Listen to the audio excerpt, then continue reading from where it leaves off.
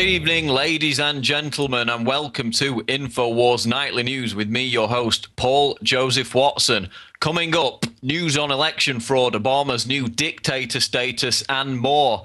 We're also going to have interviews conducted by Alex Jones with Lionel from Lionel Media. And Alex will also talk to Antonio Buehler about an incident on New Year's Eve where Buehler was arrested for trying to defend a woman from police brutality. But first, our top story tonight. Americans cheer Obama as dictator. Earlier this week, President Barack Obama announced the unprecedented step to make numerous appointments to high office without the approval of the Senate. In particular, Obama's appointment of Richard Cordray to head the Consumer Financial Protection Bureau was a direct violation of Article 2, Section 2 of the U.S. Constitution, which states that such appointments cannot be made without Senate confirmation unless the Senate is in recess, which, of course, it isn't at the moment. Now, voices from across the political spectrum have denounced this unconstitutional move with vitriol. Ron Paul likened Obama to a dictator. Senator John McCain labeled it, quote, an absolute abuse of power. Congressman Dan Burton accused Obama of acting, quote, in direct dereliction of his oath to the American people to protect and defend the Constitution. But perhaps the most shocking aspect to this story is that when Obama told the crowd on Wednesday, quote, I refuse to take no for an answer, in acknowledging that he resorted to dictatorial actions to prevent the Senate from blocking the appointment, the audience responded by clapping and cheering. That's right, Americans clapping and cheering for the destruction of their own constitutional system. But that's just the tip of the iceberg. Check out this compilation of clips where the audience also whoops, hollers and applauds Obama for suggesting that he take on the role of dictator and bypass Congress altogether. That would have created this commission. So I'll issue an executive order that will allow us to go forward because I refuse to pass this problem on to another generation of Americans.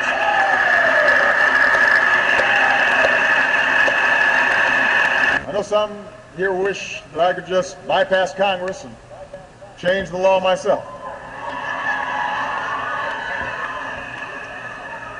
I know there's some folks who wish I could just bypass Congress.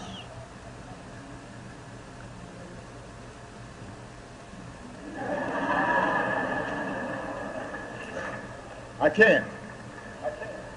Now, I know some people want me to bypass Congress and change the laws on my own. Believe me. And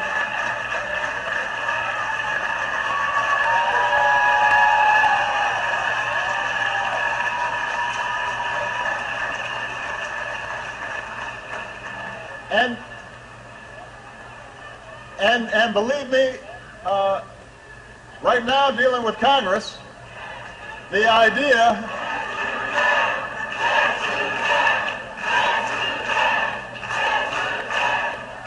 But believe me, the idea of doing things on my own is very tempting.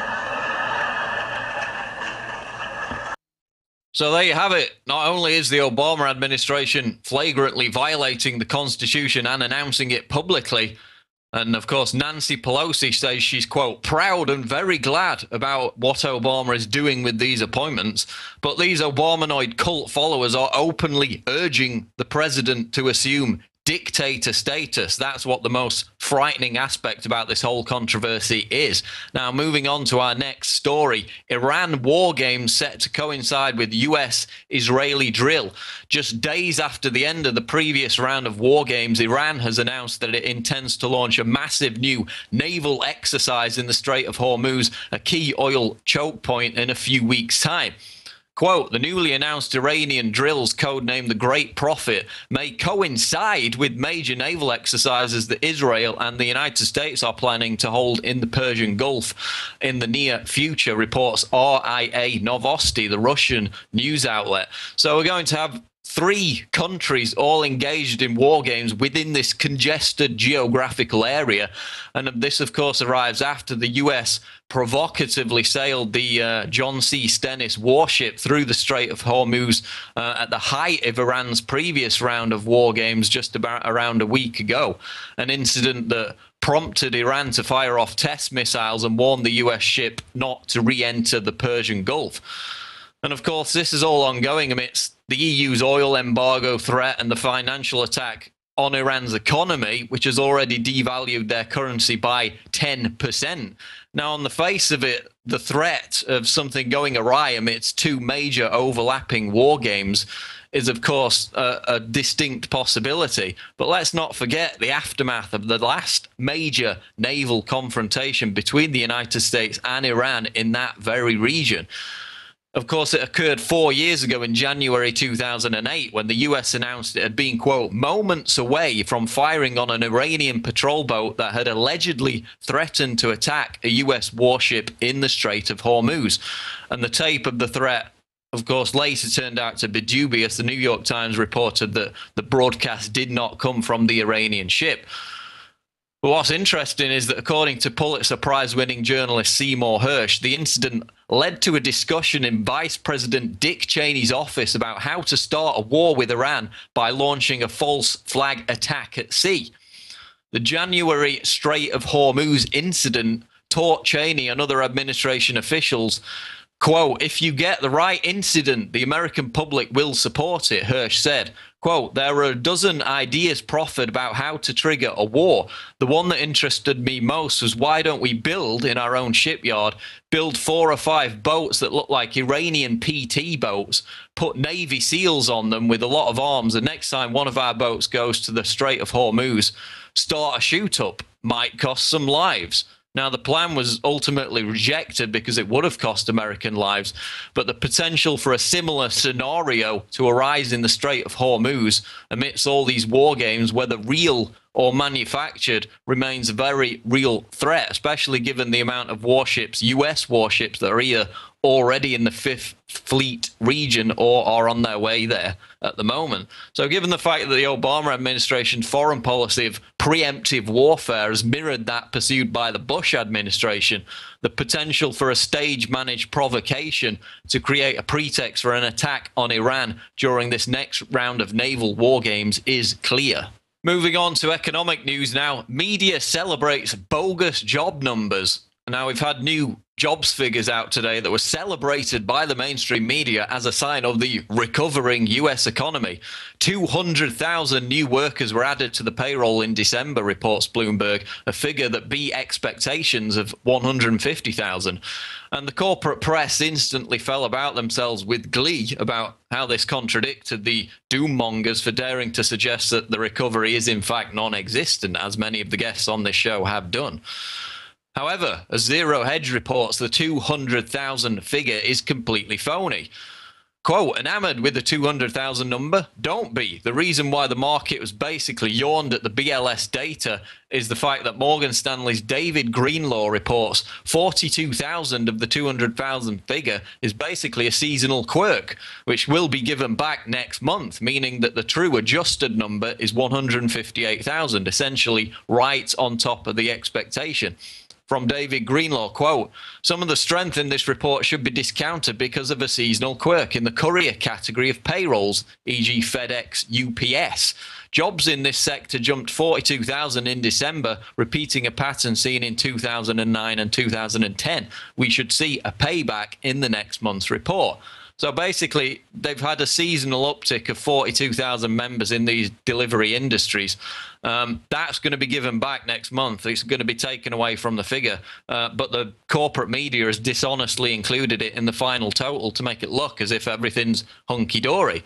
And of course, we know that any jobs figure is fundamentally flawed because it fails to take into account the thousands of Americans each month who give up looking for work altogether. They're not included at any point in the final number given in these jobs figures. Moving on. Steve Watson reports on INFOWARS.com, Iowa officials deny vote count error, reports as rumor, innuendo, allegation. GOP officials in Iowa have dismissed reports circulating online that there was a significant flaw in vote counting during Tuesday's caucuses and have ruled out the possibility of overturning the results. Quote, Iowa GOP officials have been in contact with Appanoose County Republican officials tonight and do not have any reason to believe the final certified results of Appanoose County will change the outcome of Tuesday's vote, wrote Iowa Republican Party Chairman Matt Straw in a statement Thursday night. Out of respect to the candidates involved, party officials will not respond to every rumor, innuendo, or allegation during the two-week process, Straw added. And the statement came in response to claims of discrepancies by a Ron Paul supporter in Appanoose County who told an Iowa TV station that he believes there was a 20-vote discrepancy in the numbers he recorded from his caucus and the numbers that the Iowa Republican Party reported. Quote, when Mitt Romney won Iowa by 8 votes and I've got a 20-vote discrepancy here, that right there says Rick Santorum won Iowa, Edward True told KCCI TV, not Mitt Romney. So let's go to that clip from KCCI TV. When Mitt Romney won Iowa by 8 votes and I've got a 20-vote discrepancy here, that right there says Rick Santorum won Iowa, not Mitt Romney. 28-year-old Edward True helped count the votes and jotted the results down on this piece of paper to post on his Facebook page later. His notes say Mitt Romney received 2 votes, but according to the Iowa Republican Party's website, True's precinct cast 22 votes for Romney. A spokeswoman for the Iowa Republican Party says True is not a precinct captain and he's not a county chair, so he has no business talking about election results. She also said they wouldn't offer any interviews on possible discrepancies until the vote is certified. True said there was one other mistake. The Iowa GOP reports there are a total of 79 votes cast at his caucus, but only 53 people attended that night, he said. So we have a situation in Iowa where there's no requirement to show any form of ID before you vote, meaning the candidates backed by the most money can have people voting multiple times over and over again. And this whistleblower, as you heard in the clip, said that there were only 53 in attendance at the caucus, and yet the Republicans are claiming there were 79 votes. Something doesn't add up, quite literally. But Santorum's campaign and the Republican establishment have just shrugged it off and told everybody to move along. Now, in this case, it was Santorum that was cheated, but Ron Paul could have easily had the same thing happen to him. We know that last election in 2008 in New Hampshire, an almost identical situation happened to Ron Paul. So as we move on to New Hampshire, which takes place next week, January 10th, with Ron Paul holding that strong second position, we need to watch this carefully to see if the phenomenon repeats itself, because we've learned from the past that Ron Paul has been cheated out of votes. So to have evidence of that happening and for the Republican establishment to just shrug it off and for Santorum to shrug it off, even though it's directly impacted him, he could have won the overall Iowa caucus. In fact, he lost by 8 votes. If these votes had have been counted properly, Santorum could have outright won. So massive evidence of election fraud, and we'll continue to track it as we move towards New Hampshire next week. Kurt Nimmo reports on INFOWARS.com. Big Brother in St. Louis. Schools plan to monitor student activity at home. Elementary schools in Missouri plan to use wristwatch-like devices called Polar Active monitors to surveil children not only at school but also at home. Parkway Elementary Schools in St. Louis plan to, quote, collect data about activity levels and even sleep patterns for a week at a time. It will have the students wear the devices around the clock, according to STLtoday.com. And so it's not enough that they're turning the schools into prisons where every child is tracked and surveilled, preparing the kids to grow up with Big Brother all around them, the constant pervasive presence.